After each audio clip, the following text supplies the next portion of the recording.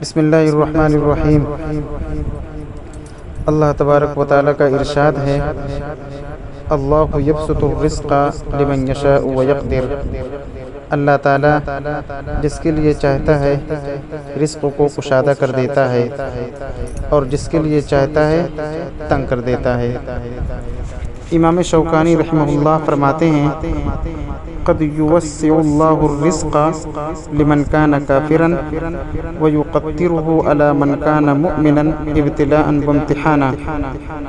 کبھی کبھی اللہ تعالیٰ اس شخص کی روزی کو وسیع کر دیتا ہے جو منکر ہو، جو کافر ہو، اور اس شخص پر روزی کو تنگ کر دیتا ہے جو مومن ہو، مسلمان ہو، آزمانے، جانچنے اور پرکھنے کے لیے۔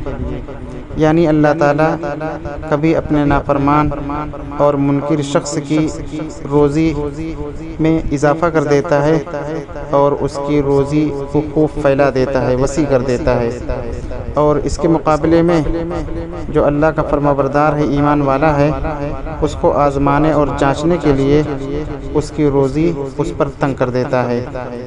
فلا يدل البسط على الكرامة ولا القبض على الإهانة۔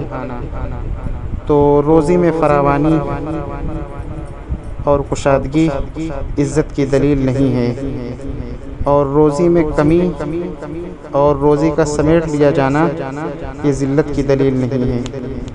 گویا مالداری اور غریبی عزت اور ذلت کا معیار نہیں ہے، بس یہ اللہ تعالیٰ کی مشیت ہے کہ جس کو اللہ تعالیٰ چاہے خوب دے اور جس کو چاہے کم دے۔ اس لیے آدمی ہر حال میں اللہ کا شکر ادا کرے۔ اللہ تبارک و تعالیٰ ہم سب کے اندر شکر کی کیفیت پیدا فرمائے۔ وآخر دعوانا الحمد للہ رب العالمین۔